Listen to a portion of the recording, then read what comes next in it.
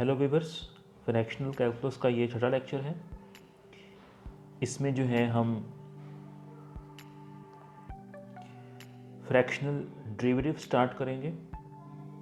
Fractional derivative में हमारे पास दो डेफिनेशंस हैं जो हम इस्तेमाल करेंगे।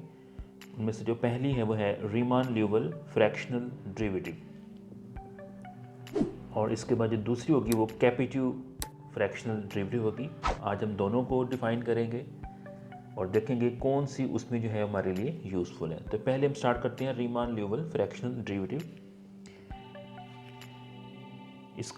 इससे पहले हमने जो प्रीवियस लेक्चर में पढ़ा है, जो रीमान ल्यूवल फ्रैक्शनल इंटीग्रल का ऑपरेटर पढ़ा है, जिसको मैंने डिफाइन किया था I with base point from A to x of order alpha of some function F of X which is equal to 1 over gamma of alpha integral from a to x minus t to the power alpha minus 1 f of t dt। ये हम पहले define कर चुके हैं। इसी के ऊपर हम डिफाइन करेंगे रीमान ल्यूवल फ्रैक्शनल डेरिवेटिव। उसको मैं d से शो करूँगा, from base point a to x of order alpha of some function f of x। This is equal to dn by dxn of Riemann Liouville integral from base a to x of order n minus alpha of some function f of x। ये इसकी basic definition है। तो आप देख सकते हैं, इसको हम पहले n टाइम डिफरेंशिएट कर रहे हैं और फिर उसके ऊपर दोबारा से जो रीमान ल्यूवल फ्रैक्शनल इंटीग्रल है of order n minus alpha वो अप्लाई कर रहे हैं। और अगर इस वाले की जो डेफिनेशन ऊपर मैं डिफाइन की उसको मैं इस्तेमाल करूँ तो ये बराबर आएगा dn ओवर dxn इंटू, देखिए जब ये ऑर्डर अल्फ़ा है तो 1 ओवर गैमा अल्फ़ा आता है। यहाँ चूँकि ऑर्डर n माइनस अल्फ़ा है तो ये आएगा 1 over gamma of n minus alpha integral from base a to x minus T to the power, चूँकि यहाँ पे अल्फ़ा था तो इधर भी अल्फ़ा आया था और उसकी पावर में अल्फ़ा माइनस 1। यहाँ पे चूँकि n माइनस अल्फ़ा है, इधर भी n माइनस अल्फ़ा आया तो यहाँ पर भी आएगा n minus alpha minus 1 of the function f of t dt। यहाँ पे जो अल्फ़ा है ये हम देख चुके हैं, ये पॉजिटिव रियल नंबर है और यहाँ पे इसकी जो रिस्ट्रिक्शन है वो n और n माइनस 1 से लेस होगा, n से लेस होगा, n माइनस 1 से ग्रेटर होगा। इसके दरमियान हमने इसको डिफरेंशिएट करना है। अच्छा देखें, ये जो है मेरे पास ये जो फ्रैक्शनल डेरिवेटिव है, आप देख सकते हैं इसके अंदर भी इंटीग्रेशन इन्वॉल्व है। तो ये जो ऑपरेटर तो वैसे डेरिवेटिव का है, लेकिन इसको सॉल्व करने के लिए हमें इंटीग्रेशन भी करनी पड़ती है। इसको समटाइम डिफरेंस इंटीग्रल भी कहते हैं। यह रीमान ल्यूवल फ्रैक्शनल डेरिवेटिव है। और अब जो है जो दूसरे वाला है जो कैपिटिव वाले सेंस में, चले पहले इसको देख लीजिए। इसमें ये n माइनस अल्फ़ा और n टाइम डिफरेंशिएट करने की लॉजिक क्या है। चलिए अगर मेरे पास ये पहले देख लीजिए कि जो डेरिवेटिव होते हैं और जो इंटीग्रेशन होते हैं ये आपस में रिवर्स प्रोसेस होता है। अगर डेरिवेटिव आप किसी चीज़ को आगे की तरफ पुश कर रहा है तो इंटीग्रल उसको बैक की तरफ पुश कर देगा। सपोज़ कीजिए ये 0 है, 1 है, 2 है, 3 है और मेरा जो अल्फ़ा है वो सपोज़ कर लिए कहीं यहाँ लाई करता है, ठीक है, यहाँ लाई करता है, तो ये मेरा अल्फ़ा हो गया। तो अल्फ़ा कहाँ लाई करता है, 2 और 3 के दरमियान है। तो इस केस में जो अल्फ़ा है जो मैंने लिया है सपोज़ करें 2.5 है। इसका जो नेक्स्ट इंटीजर है, इससे जो बड़ा इंटीजर है, ऑफकोर्स इससे बहुत बड़े, इसमें इससे बड़े बहुत ज़्यादा इंटीजर हैं, लेकिन जो उनमें स्मॉलेस्ट है वो 3 है और जिससे ये बड़ा है वो 2 है। तो देखिए इसका मतलब हुआ कि मेरा जो n हो गया वो दरअसल इस केस में 3 है। तो ये 2.5 अल्फ़ा की वैल्यू है। मैंने किसी फंक्शन को 2.5 टाइम इंटीग्रेट करना है, तो मेरा जो फार्मूला वो क्या कर रहा है, वो कह रहा है कि उसको आप, अब चूँकि n 3 बन गया तो पहले उसको आप 3 दफ़ा डिफरेंशिएट करें, यानी उस फंक्शन को आप 3 टाइम डिफरेंशिएट करें। देखिए आप जब 3 टाइम करेंगे 1 2 3 तो आप उससे आगे निकल जाएंगे। हमें जिस फंक्शन को डिफरेंशिएट करना है वो तो अल्फ़ा है जो कि 2.5 है, लेकिन जो हमने पहला इसमें फैक्टर लिया है वो उसको आगे जाकर डिफरेंशिएट कर देगा, उससे आगे चला जाएगा। तो हम कितना आगे निकल गए हैं, ये 3 है और ये हमारा अल्फ़ा है। देखिए यहाँ तक ये अल्फ़ा है, यहाँ तक ये 3 है, तो जो डिफरेंस आ गया है, ये जो डिफरेंस आया है ये कितना, ये 3 माइनस अल्फ़ा है। तो फिर क्या करेंगे उसके बाद, उस फंक्शन को हम 3 माइनस अल्फ़ा टाइम इंटीग्रेट कर देंगे। चूँकि इंटीग्रेशन डिफरेंशिएशन का रिवर्स प्रोसेस है, तो ये क्या करेगा, ये उसको इतने स्टेप वापस ले आएगा और ठीक हमें अल्फ़ा के ऊपर पहुंचा देगा। तो ये दोनों जो ऑपरेटर हैं, जो ऑर्डिनरी डिफरेंशियल ऑपरेटर है और ये जो इंटीग्रल ऑपरेटर है, ये दोनों कंबाइन होकर हम उस अल्फ़ा को अप्रोच कर सकते हैं जो कि हमें रिक्वायर होगा। ये इस तरह काम करता है, यानी पहले डिफरेंशिएट करते हैं टाइम और फिर उसको हम जो रिमेनिंग उसका पोर्शन रह जाता है उतनी दफ़ा उसको इंटीग्रेट कर दिया जाता है और इस दोनों को मिलाकर हमारा जो है वो अल्फ़ा टाइम डिफरेंशिएट कर सकते हैं। ये है मेरे पास रीमान ल्यूवल इंटीग्रल। अब जो दूसरे वाला है कैपिटू जो सेंस में लिया जाता है, उसमें और इसमें बस थोड़ा सा ही फ़र्क है। अब जो कैपिटू बनेगा, कैपिटू फ्रैक्शनल डेरिवेटिव,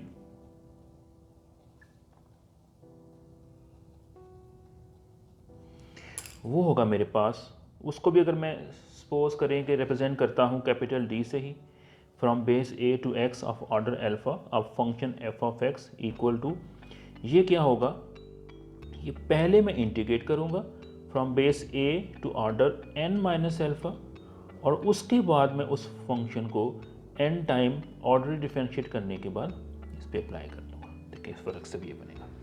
जो पहले वाला है आप वो देख सकते हैं,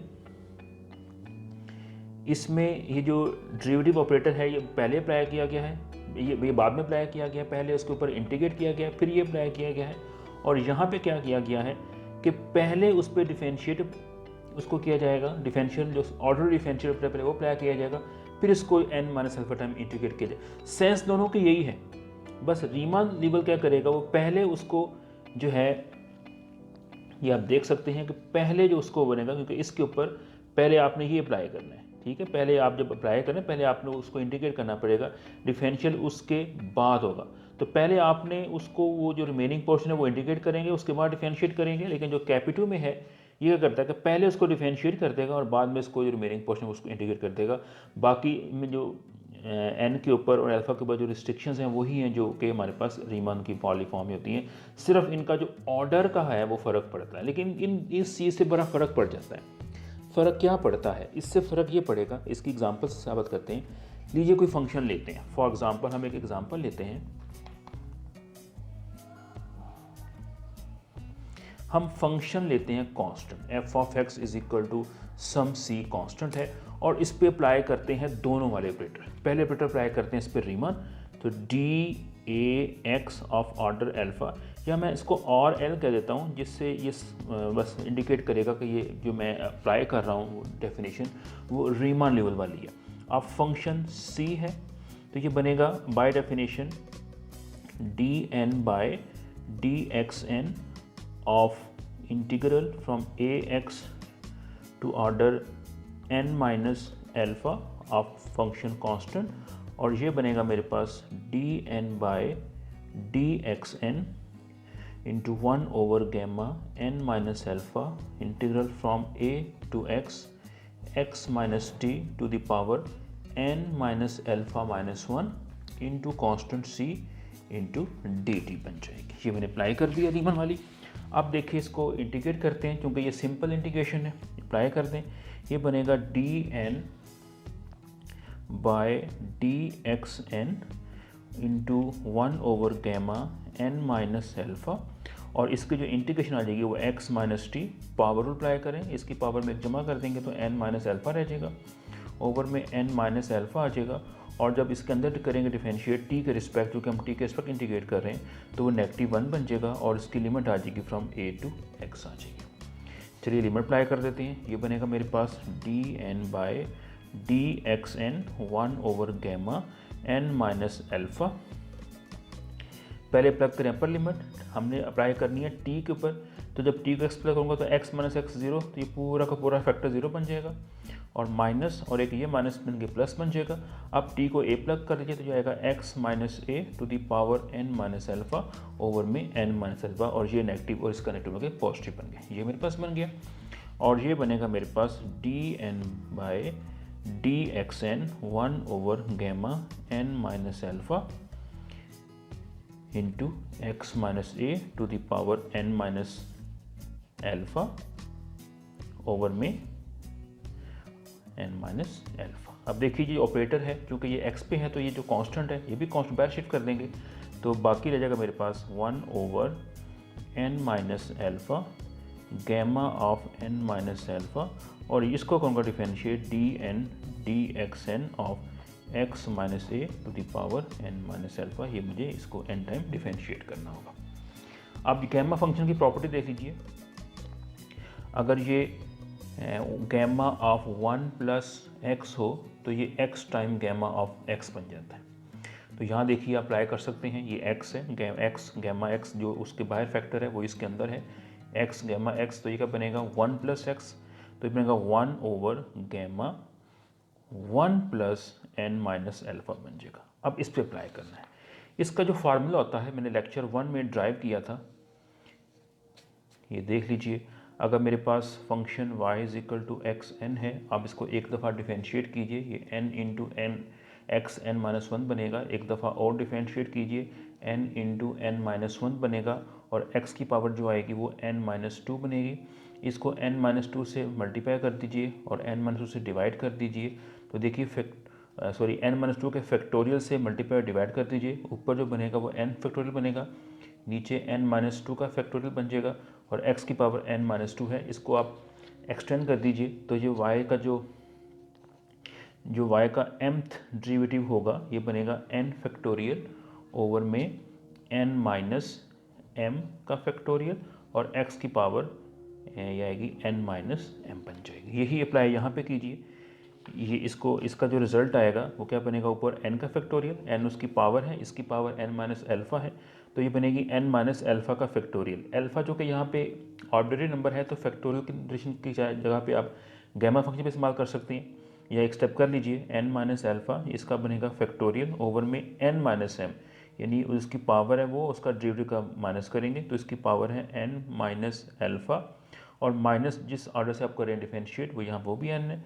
और ये इसका बनेगा फैक्टोरियल, और x माइनस ए जो फंक्शन है x माइनस ए, और उसकी पावर होती है n-m, तो ये बनेगी n-α माइनस m बन जाएगी, ये इसका बनेगा फैक्टोरियल। चलिए इसको अब आप जो है सिंप्लीफाई कर लीजिए, तो मेरे पास जो है derivative of from a to x of order alpha Riemann Liouville function of constant function is equal to, ये बनेगा मेरे पास 1/γ 1+n-α, और ये आएगा मेरे पास n-α का फैक्टोरियल है। इसकी फिर आप देखें प्रॉपर्टी, देखिए कि आपके पास जो गैमा 1+n होता है ये दरअसल n का फैक्टोरियल होता है, तो इस प्रॉपर्टी को इस्तेमाल करते हुए मेरे पास जो n-α का फैक्टोरियल बनेगा, क्योंकि फैक्टोरियल में एक जमा करें तो वो बन जाता है गैमा की फॉर्म में, तो इसमें एक जमा कर दीजिए, तो ये क्या बन जाएगा मेरे पास गैमा ऑफ 1+n-α बन जाएगा, और जो नीचे वाला है उसमें से n से n कट गया, गैमा ऑफ -α रह गया, और x माइनस ए की पावर में -α रह गया।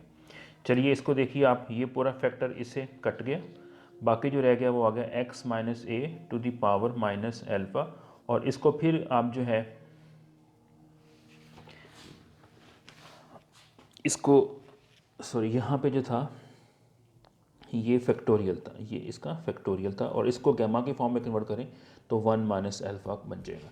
तो मेरे पास जो आंसर आ गया वो कांस्टेंट फंक्शन का जो डेरिवेटिव आ गया वो क्या बन गया, derivative from a to x of order alpha Riemann Liouville form of some function constant, उसका आंसर देखिए ये बन गया। इसको आप चाहे देखिए को स्टेप में 1/γ 1 -α इंटू एक्स माइनस ए की पावर में अल्फ़ा भी कह सकते हैं, क्योंकि अल्फ़ा पॉजिटिव है तो यहाँ पे देखिए इसको नीचे ला सकते हैं। अब देखिए यहाँ पे ये जो फंक्शन है कांस्टेंट का वो ज़ीरो नहीं आया है, ये मैंने फर्स्ट लेक्चर में बताया था कि ये इसमें ये वही डेफिनेशन बन जाती है, जनरलाइज फॉर्म है वो मैंने सिंपल फॉर्म में वहाँ ड्राइव की थी, वहाँ मैंने वो जो क्लासिकल कैलकुलस का जो फार्मूला था उसको एक्सटेंड किया था, यहाँ मैंने रीमन लीओविल की फॉर्म में लेके आए, दोनों एक ही जगह पहुँचते हैं, और देखिए ये सी ज़ीरो नहीं आता। हम जानते हैं क्लासिकल कैलकुलस में कि कांस्टेंट का जो डेरिवेटिव है वो ज़ीरो होता है, ये ज़ीरो नहीं है, बल्कि देखिए ये ज़ीरो भी नहीं है, और जो बटे में जो टर्म आ गई है वो x माइनस ए। अगर x को a प्लग करूँगा तो ये इन्फिनिटी बन जाएगा। इट मीन्स ये a पे डिफाइंड भी नहीं है, कंटिन्यूस भी नहीं है। इस इशू की वजह से जो रीमान ल्यूविल का डेरिवेटिव जो डेफिनेशन है, इस एक एरर की वजह से उसको नॉर्मली इस्तेमाल नहीं किया जाता। अब देखते हैं जो दूसरी फॉर्म ने यूज़ की, जो कैपिटिव फॉर्म यूज़ की है, अब इसी कांस्टेंट फंक्शन पे वो अप्लाई करते हैं, देखते हैं कि उसका क्या आंसर आता है। तो जी कैपिटिव फॉर्म में हम सॉल्व करते हैं।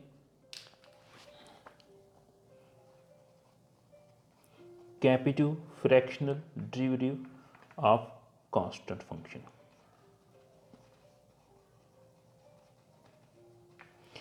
तो इसमें हम लेते हैं derivative from a to x of order alpha, और यहाँ पे c लगा देते हैं ताकि हमें याद रहे कि हमने कैपिटिव फॉर्म में लिया ऑफ फंक्शन कांस्टेंट है।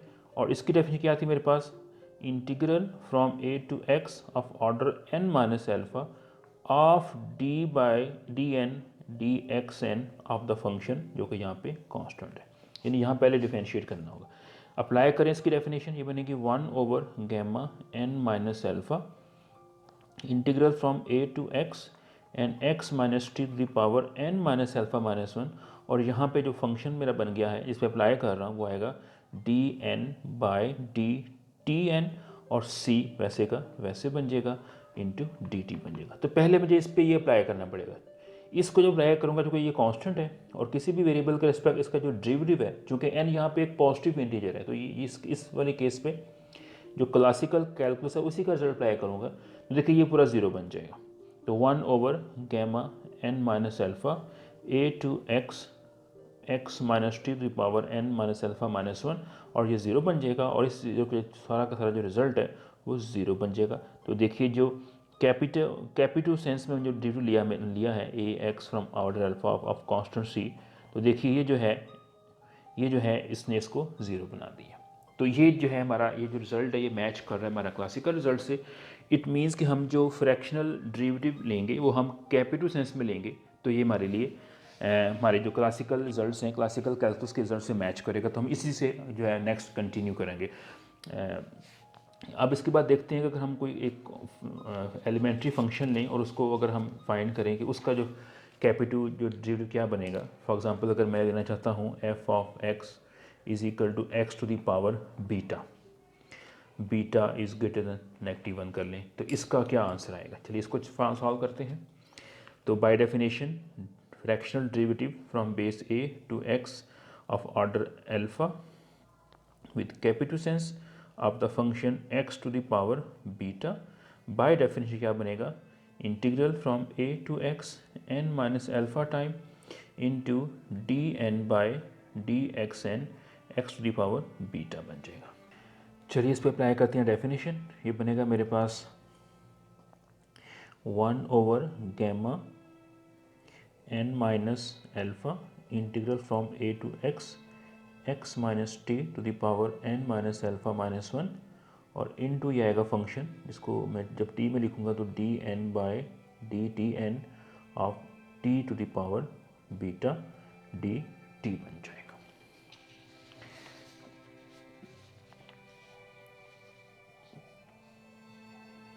चलिए अब इस पे जो है हम पहले ये करेंगे, डिफरेंशिएशन करेंगे। वही मैंने यूज़ किया फार्मूला जो मैंने पहले लिखा था। तो अगर मैंने D M by D X M करना हो अब some function x to the power N, तो इसका जो होता है फार्मूला वो एन फैक्टोरियल ओवर में N minus M factorial X to the power N minus M होता है। यहाँ पे जो एम है ये लेस देन एन होता है।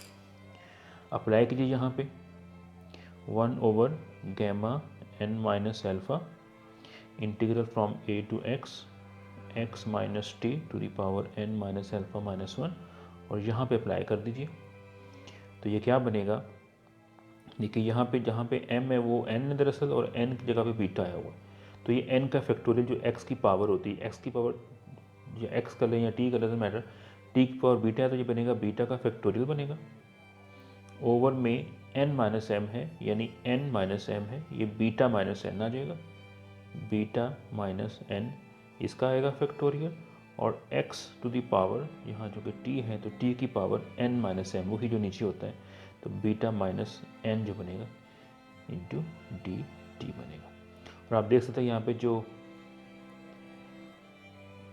ठीक है।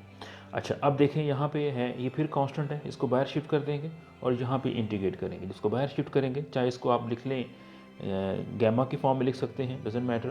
तो ये गैमा ऑफ, क्योंकि फैक्टोरियल में अगर यूज़ करें रिलेशन तो ये बनेगा 1 प्लस बीटा ओवर में ये है gamma of N minus alpha, और ये बनेगा, फिर कन्वर्ट करें आप फैक्टोरियल को गैमा फंक्शन में, तो 1 प्लस बीटा माइनस एन बन जाएगा। ये बन गया मेरे पास। और इसको जो रिमेनिंग मेरे पास रह गया इंटीग्रल, वो a से x और x minus T to the power n minus alpha minus 1 और t to the power beta minus n d T बन जाएगा। इस इंटीग्रल को इवेल्यूएट करने के लिए मैं वही टेक्निक इस्तेमाल करूँगा जो मैंने पहले रीमान ल्यूवल की फॉर्म में इस्तेमाल की थी। ये सब कांस्टेंट जो है ये वैसे के वैसे आ गए, एल्फ़ा a से x, यहाँ पे आप x कॉमन ले लीजिए, 1 minus t over x to the power n minus alpha minus 1, और क्योंकि ये x अंदर से निकला तो इसकी पावर भी वही आएगी, और t की पावर में beta minus n d T बन जाएगा। चलिए अब आप इसमें जो है पुट कर लीजिए, t ओवर x को आप y कह दीजिए, जिसका मतलब होगा जो t बनेगा वो x y के बराबर आएगा। याद रखिए कि जो t है वेरिएबल है और जो y है वो वेरिएबल, x यहाँ पे कांस्टेंट है। इसको डिफरेंशिएट करेंगे, ये x वैसे आएगा और y का dy बन जाएगा।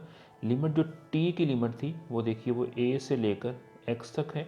इसका जो y की लिमिट बनेगी, हमने y के फाइंड करनी है, तो देखिए a, जब t a होगा, यहाँ a प्लग कर दिए तो y बनेगा a बाई x बनेगा, और जब t की वैल्यू जो होगी वो x होगी, जब मैं ये x यहाँ प्लग करेंगे तो x बाई x, तो ये 1 बन जाएगा। तो मेरे पास जो नया बनेगा फंक्शन वो आएगा fractional derivative from a to x of order alpha with capital sense of function x to the power beta बराबर है, ये सारा बन जाएगा gamma of 1 plus beta over में गैमा n माइनस एल्फ़ा और gamma 1 plus beta plus alpha आ जाएगा।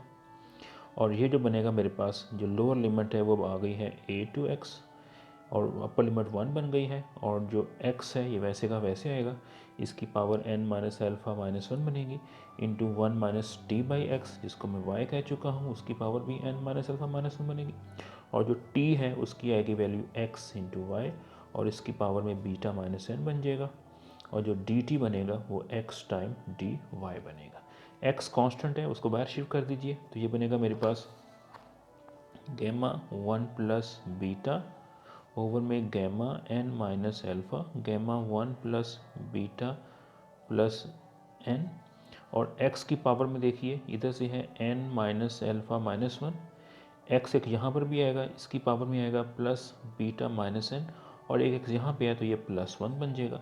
बाकी बचेगा मेरे पास integral from a to x to 1 minus Y to the power n minus alpha minus 1 और y beta minus n into D Y बनेगा। तो देखिए यहाँ पे x की पावर में ये n से n कट गया और 1 से 1 कट गया, बाकी रह गया बीटा माइनस एल्फ़ा। और तो ये जो इंटीग्रल है ये तभी इवेल्यूट होगा जब मैं इसकी जो बेस पॉइंट है वो a को जब मैं 0 प्लग कर दूंगा, तो मैं बेस पॉइंट यहाँ पे a को 0 लूँगा। मैंने वहाँ पर भी डिस्कस किया था प्रीवियस लेक्चर के अंदर कि हमें इस तरह के सॉल्व करने के लिए क्वेश्चन बेस पॉइंट को 0 लेना पड़ता है।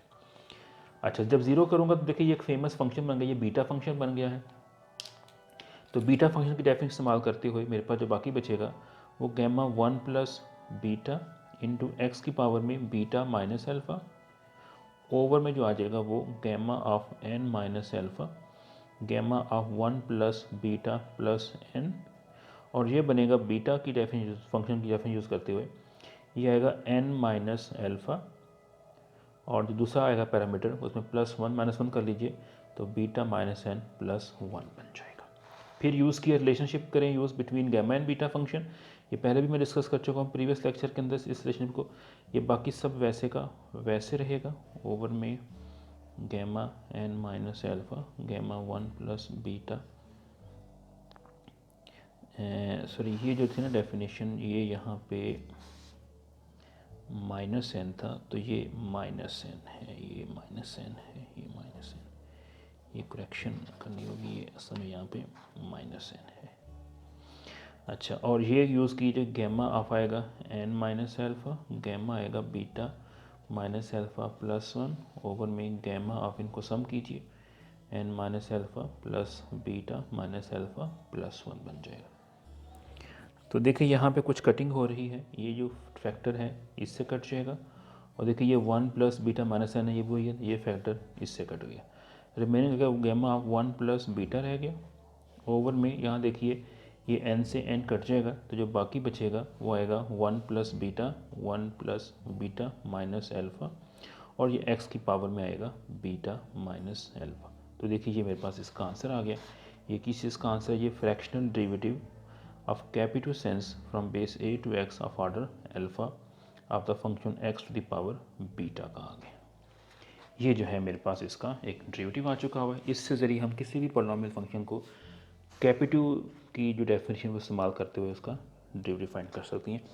इसके जो बाकी एलिमेंट्री फंक्शन रहेगा, इसका एक्सपोनेंशियल फंक्शन का जो कैपिटल डेरिवेटिव क्या बनेगा, उसको पढ़ने से पहले हमें एक फेमस फंक्शन को पढ़ना पड़ेगा जिसे मिटाग लेफ्लर फंक्शन कहते हैं।